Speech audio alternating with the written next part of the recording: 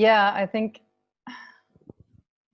I know that a lot of people, including when I started doing this work, show up for this work with things that we want to change, things that we are suffering from, things that we're experiencing inside of us, in our relationships, in reactions that show up.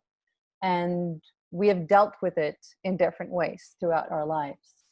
So we might have been good at covering it up and not showing these parts to other people, but they might have shown up in your closest relationships, creating drama there or something else. And or they might have been very expressive and like reactive and things coming out.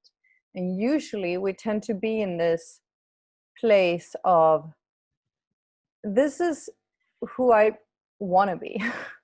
This is and also something that I believe that I am, kind of deeper inside. And then I have these thought patterns, reactions, emotions going on over here, and these two kind of become in conflict, huh? Because we have this sense, and it might be truth to that there's more. There is, this is not really what I believe. I don't believe in jealousy, anger as a reaction, or resentment, or all of these things. But why do they keep showing up inside of me? So it's when we reach that point, that motivator of it's painful enough for us to go look and see, okay, this is happening inside of me. I want to change it. There's that motivation of pain and suffering, in a way of, I don't want to live like this. There must be another way of living. And that is a great moment, because that, what you just have done is kind of already taking that step out and say, I want to change all of this. I want to change how my inner world works and how my reactions are. And that's usually gives us, because this work is not for everyone. I mean, a lot of people might not want to look at this, or might not be suffering from it enough to have that motivation to go change these things. So in a way, you can say that coming to that point where having enough of that suffering and these reactions is kind of grace. It's something showing up that gives you the opportunity to go change it and step outside and take control and say, I want to change this. And that's when a lot of it shows up on Gary's website, after that late night Googling and overcoming anger or jealousy or something else. And we're like, how do I change this? And then if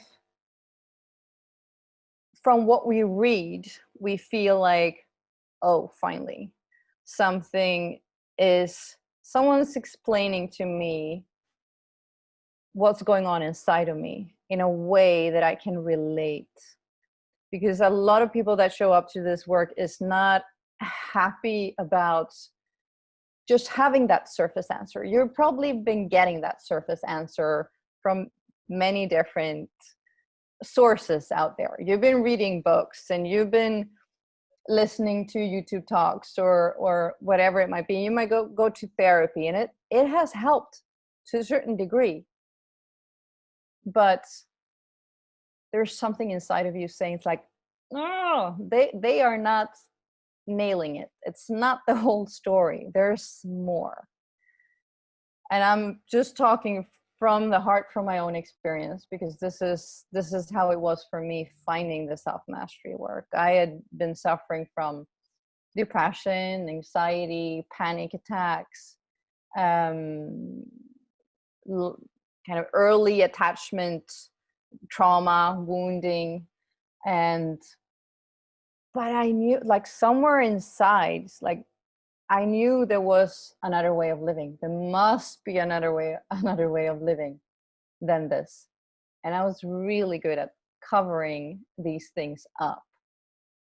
So I want to kind of emphasize that this is not like a lot of work out there, or a lot of practices. It's really taking a good look at what you are identifying as. Because when we show up to this work, we are often identifying as these emotions, these reactions, these thoughts going on. And in here, while you're doing these practices, although you might not be aware of that happening, what you're doing is changing this big belief of who you are, what you are identifying with. And this might be a little philosophical, but it's just how my mind works too. I like to look at things from a big kind of perspective. I tend to look at kind of the development, the growth of our of awareness and consciousness in ourselves as humans. You know, when we're born and when we're children, we very much identify with our physical body and objects and things around us. We look at our mom and our dad and we say, that's mom and that's dad and this is Eva, this is me. I look in the mirror and I say, this thing, this appearance is me. And I look at things around me and I say, this is the world. This is what it's made up of. This is my house, and this is my safe place, and this is adventure, and this is. And then as we grow older, kind of spontaneous in a way, it just happens for most of us.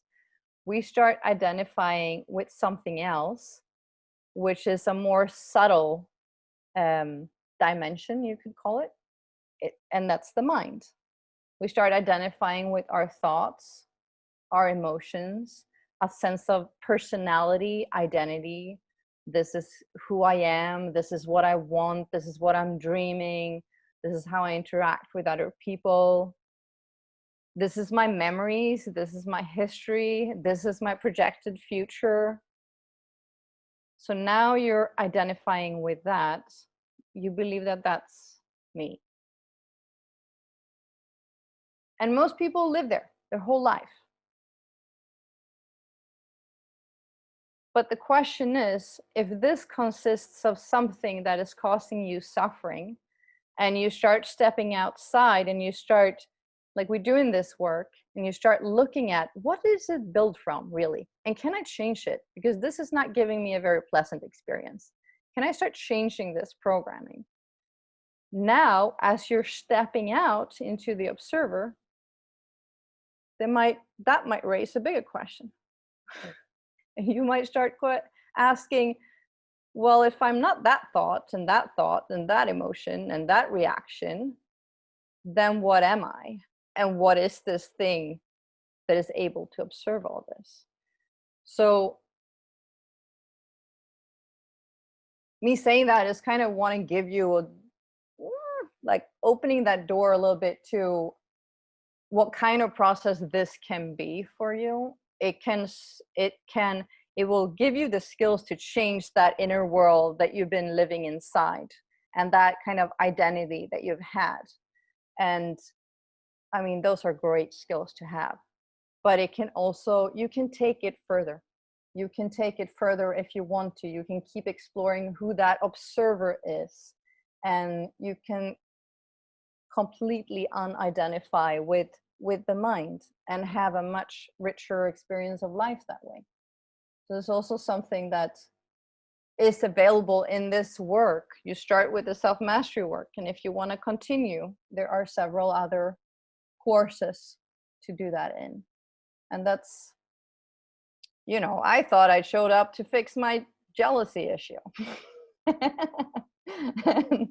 and then I kept going, and this became the most important thing in my life. And so I also started teaching it and guiding others to do it as well.